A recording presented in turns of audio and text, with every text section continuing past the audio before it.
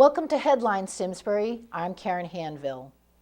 The Simsbury Police Department is investigating a series of thefts from vehicles parked in commercial lots on Hot Meadow Street and at Simsbury Commons. The thefts occurred within the last month in the parking lots of Abigail's Restaurant, Asian Meadow Restaurant, and Simsbury Commons between 5 and 11 p.m. Among the items taken were purses, handbags, and their contents, cell phones, and GPS units. Some cars were unlocked, but some had their windows broken. The police remind everyone not to leave valuables in your vehicles. Lock them, park in well-lit areas, and pay attention to your surroundings. If you have any information about these thefts, contact Simsbury Detective Sergeant Thomas Steen at 860-658-3140. The town of Simsbury got lots of publicity recently because of telephone calls that people were getting purporting to be from Simsbury Bank. It was a fraud. As Simsbury Bank posted on its website, they would never call to request information about your account, including your account number.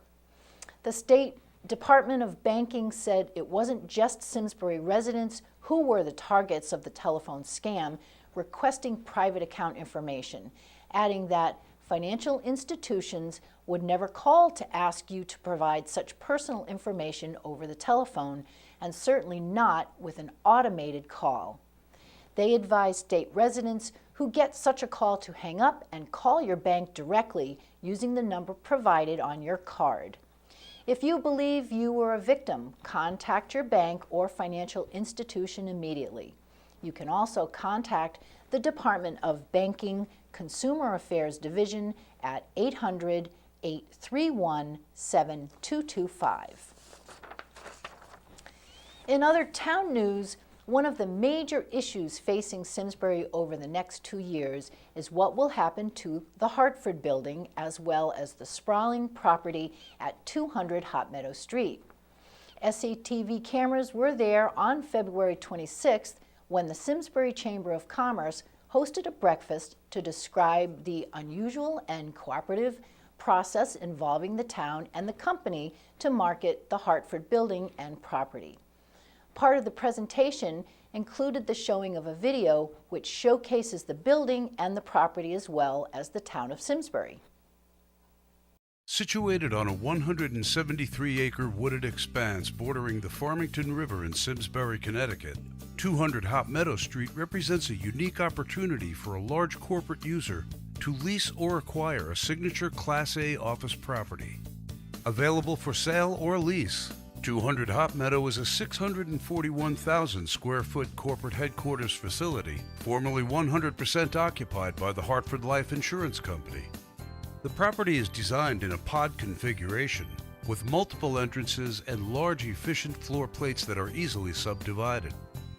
200 Hot Meadow Street also boasts an array of highly sought-after tenant amenities, including abundant on-site parking, a full-service cafeteria, fitness center with showers and locker room facilities, state-of-the-art media center, executive boardrooms, coffee break lounge areas, outdoor seating, and 2 4-story atrium lobbies with excellent views of Simsbury Mountain.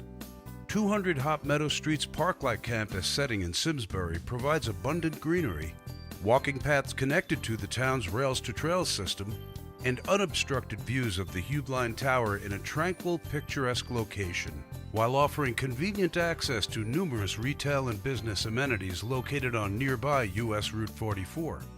The affluent town of Simsbury is located only 15 minutes from Hartford and is also a short drive from Bradley International Airport, New England's second largest airport, and a hub for major airlines including Delta, American, and United. Simsbury boasts everything from outstanding fall foliage to hiking and biking trails, organic farms, a winery, golfing, an open-air performing arts center, and even whitewater kayaking on the Farmington River. With the town's winning combination of open space, boutiques, farmers markets, and top-rated restaurants, It comes as no surprise that Simsbury has been recognized as one of the top 50 best places to live in the nation. Corporate users seeking a prominent identity in a pristine suburban location need look no further than 200 Hot Meadow Street. This Class A property offers an excellent Simsbury location, headquarters-style tenant amenities, and a signature identity in a picturesque suburban setting just outside of downtown Hartford. 200 Hot Meadow Street also offers additional acreage with development potential for residential, retail, R&D, or life sciences. For sale or lease, the property is available in its entirety. For more information, please contact CBRE New England or visit our website at www.cbre.com/200 Hot Meadow Street. You can watch the video of the full presentation and learn how the process of marketing the Hartford property is going by visiting the SCTV website, simsburytv.org. You can also check the SCTV schedule to find out when the presentation will air during March. On Wednesday, March 12th, there will be a community training session to raise awareness about suicide prevention with Tom Steen, the Executive Director of the Capital Area Substance Abuse Council. Offered by the town of Simsbury, the 45-minute session is designed to raise awareness of the role we can all play in preventing suicide. In an interview which aired on SCTV last fall, Tom Steen said that he believes that we are all gatekeepers, people who have contact with someone at risk for suicide, a family member, neighbor, a friend, or coworker, and if we are properly trained, suicide can be prevented. Suicide is preventable. Yes, it's the most preventable death we know in our society. There are ways to, and through our training and our programming, we hope to educate the community on the warning signs. How to ask the question, take the quotes around the S word so that we're talking about suicide freely. And then once somebody says they need help, well, what do? How do you get them to the right place so that they can get the right kind of help? The type of training and hopefully education that we provide across the community is training for everybody. You don't have to be a social worker to be able to ask somebody if they're in trouble, and then really what to do to get them to the professionals that can truly help them, so that we save a life. Simsbury began focusing on the prevention and reduction of suicide last fall. The upcoming training session for the community will be March 12th at 7 p.m. in the youth room at Eno Hall. For more information, you can call the Social Services Department at 860-658-3283. McLean has a series of programs coming up designed to help caregivers better understand Alzheimer's and dementia, as well as offer support for those facing the challenges of caregiving. The first program is on March 12th and is called What's Happening Inside the Brain and How to Best Connect with Your Loved One. On March 19th, they'll have Navigating the Way to the Most Appropriate Care Environment. That will be the topic. And at the end of March, on the 26th, Understanding the Senior Living Services Alphabet will be presented. This program is free, and McLean will provide a light supper. The series will be held at McLean's Burkholder Community Center from 6 to 7:30 p.m., and you can RSVP to Karen Murphy at 860-658-3786. A reminder for town seniors, the Seniors Job Bank has resumed their job referral program in town. It is chaired by two volunteers, Mary Margaret Gergenti and the former Director of Social Services at Doncaster, and Dennis Carithers, former Simsbury High School principal. The Seniors Job Bank is a nonprofit organization which is dedicated to helping seniors in the greater Hartford area. It's a regional clearinghouse which matches people 50 and over who need help finding a job with people who need a job done. Services that people need or are available to do run the gamut from in-home electrical repairs to yard work. Individuals are paid by the people who hire them. For more information, you can contact Bob Cave at 860-521-0705 or by email bjcave@comcast.net. It's time once again for the National Patriotic Art Contest sponsored by the Ladies Auxiliary. Designed to teach America's youth about their responsibilities as citizens, the competition was established to recognize and reward high school students for expressing their patriotism visually through their art. The VFW Ladies Auxiliary Post 1926 will be accepting entries to the Patriotic Art Contest no later than March 31st. All art must be on paper or canvas. The National Scholarship Awards range from $500 to $10,000. For more detailed information, you can contact Betty Forrestal, President, and she can be reached at ladiesauxsims@yahoo.com or by calling 860-670-0555. Local history will be the subject of a lecture by Eileen Fielding, the Executive Director of the Farmington River Watershed Association. The lecture on the Farmington River and its influence on regional historic events will be held at the Simsbury Historical Society's Ellsworth Center on Sunday, March 16th at 2 p.m. Admission is $5 per person. Proceeds benefit historic sites of Connecticut's Farmington Valley. For more information, you can call the Watershed at 860-676-8878. The Simsbury Historical Society was so pleased with the public's response when they asked for help about the local ice industry that it is once again asking for your help. This time they're looking for a new display on shoemakers, also known as cobblers, in town, especially the B.W. Shaw Cobbler Shop located behind the Methodist Church on Plank Hill Road. Shaw provided shoes and shoe repair for the locals as well as specialty boots for Ensign Bickford workers. If you have any old photographs or stories about his business or other cobblers, call the Simsbury Historical Society at 860-658-2500, or you can email them at archives@simsburyhistory.org. The town of Simsbury has begun a big push to increase tourism in town, as recommended late last year by consultant Peter Fairweather. He cited Simsbury's fabulous outdoor resources when he named tourism, recreation, and culture as target industries for the town in his marketing action study on economic development. After the study was released, former State Representative Linda Schofield and her husband Mark Deming, who chairs the Economic Development Commission, were trying to come up with ideas to attract tourists to town. They hit upon the idea of a triathlon.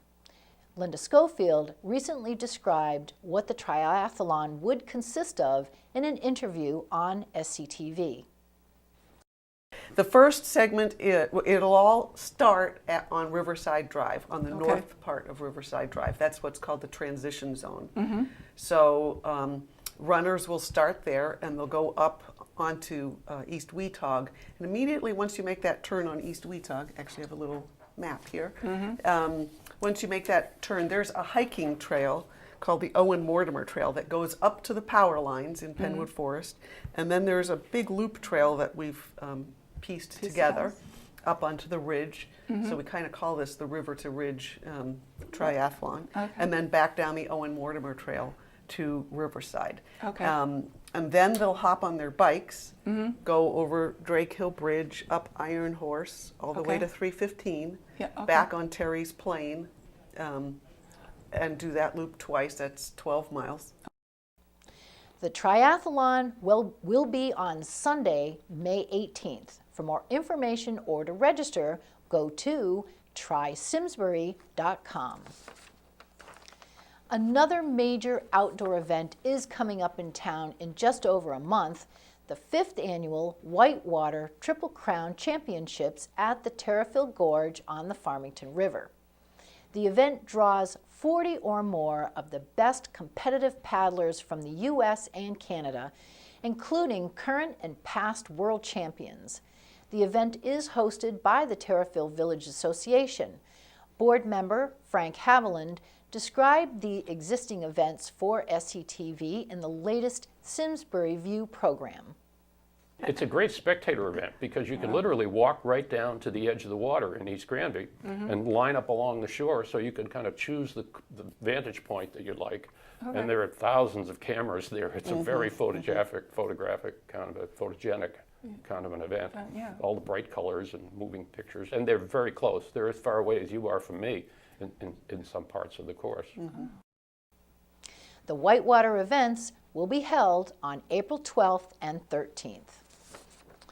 Around here, you don't have to get into whitewater for excitement these days. You can get your heart racing just outside your own door if you happen to have a close encounter with a black bear.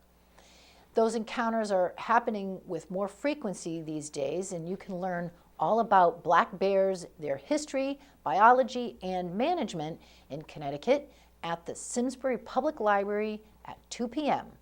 Paul Rigo, a wildlife biologist from the Connecticut Department of Energy and Environmental Protection, will be there on Sunday, March 16th to talk about why Connecticut is experiencing a rapid growth in its black bear population, how to avoid encounters with them, and lots more. To reserve a seat, contact the Simsbury Land Trust at 860-651-8773 or email amyziner@aol.com. Looking for a great place to trout fish this season? Join the Simsbury Fishing Game Club, offering an outstanding close-to-home reservoir for you to fish. Opening day is April 19th, and fishing is by permit only. The club stocks the Stoddard Reservoir located at the Onion Mountain Park in Simsbury with large brook, rainbow, and brown trout the day before opening day of trout season and 3 additional times during the season. You will be fishing for 12 to 14-inch trout, or you might get lucky and catch an 18 to 20-inch trout. Many of the members are fly fishermen who fish for fun and release their fish that they do catch. The club's daily fish limit is 4 and a weekly total limit of 12 trout. Annually, the club sponsors a children's fishing derby for permit holders children ages 14 years and younger, featuring great prizes, food, and treats. The Children's Fishing Derby promotes the sport of fishing, good sportsmanship, and respect for the natural environment. Simsbury residents can join the Simsbury Fishing Game Club and obtain a Stoddard Reservoir fishing permit online for $240 by going to simsburyrec.com, click on the fishing link. Or you can purchase at the Simsbury Parks and Recreation Office located at 100 Old Farms Road in West Simsbury. You must also have a valid 2014 State of Connecticut fishing license and agree to adhere to the Stoddard Reservoir fishing regulations. The permit is for fishing only, and the permit must be visible on your hat or coat at all times. You will not find a better place to enjoy the sport of trout fishing this spring and summer than the Stoddard Reservoir's scenic setting right here in Simsbury. If you have other questions about the club, you can contact Fred Bononi, president of the Simsbury Fishing Game Club, at 860-243-1280. Hard on the heels of the Oscars, the Simsbury Free Library will feature a 2013 Academy Awards nominee for Best Foreign Language Film titled War Witch on Thursday, March 27th at 1 p.m. Although the film is free, reservations need to be made at simsburyfreelibrary@gmail.com or by calling 860-408-1336 to reserve your seat. The Simsbury Free Library is continuing its series of Connecticut history lectures. The next is about Yankee ingenuity, our industrial heritage between 1767 and 1980. The speaker is Tom Ratliff, a former English and social studies teacher who writes historical fiction for young adults. His lecture is at the Simsbury Free Library on Tuesday, March 18th at 1 p.m. His last lecture in the series will be on April 1st at 1 p.m. Members are free, $5 for non-members. Registration is recommended. Call 860-408-1336. If you missed the first two lectures, you can still watch them by going to SCTV's website, simsburytv.org. The MS Walk is coming up on April 6th. Here's more about it. Hi, my name is Kelly Sterling, and I'm a North Granby resident. And I'm Shannon O'Donnell, and I'm a Winsted resident. I'm Ellie DeVoe, and I'm a senior at Westminster School from Simsbury, Connecticut. Hello, I'm Ben Kleinschmidt. I'm also a senior from Westminster School. We are here today to promote the upcoming MS Walk held this year at Westminster School in Simsbury, Connecticut on April 6, 2014. It starts at 9 a.m. It's a fun-filled event to raise money for finding a cure for this disease. MS is an autoimmune disease affecting the central nervous system. The effects of MS are different for everyone. For some, MS can mean numbness and tingling in the extremities. For others, it can mean loss of vision, speech, or even movement. In severe cases, it can lead to complete paralysis. So Ben and I can talk about why we started as MS Society. I have been a part of the society for 4 years now. I started my freshman year raising money that the school donates for the cause, and it's been a completely rewarding experience. I initially started back in sophomore year just raising money, nothing too much for the walk. Junior year I got way more involved. I started planning the walk with Jill Loveland from Westminster School. She's been doing it for 13 years. She helped me get into the walk and planning it and getting the vans all around to make sure everything runs smoothly. And then this year I took the leadership role with the walk as a student from Westminster, so hopefully everything runs smoothly this year. So Kelly and Shannon, how did you guys become involved? I became involved in 2006 when I was first diagnosed with MS, and I've been walking ever since. And I also serve on the MS Walk Planning Committee because, again, I think the more you get involved, the better you are. And I was diagnosed with MS in 1999, but I started walking in 2005. And I have gone every year, walked every year. We actually have a team together, and we have a huge team, a lot of our friends and family, and new members every year. So we just raise money for the cure of MS. So how many years have you guys been in the committee? Yeah, go back. I was in the committee for about 2 years. 2 years now, doing main stuff. Last year was my first walk that I was really involved in.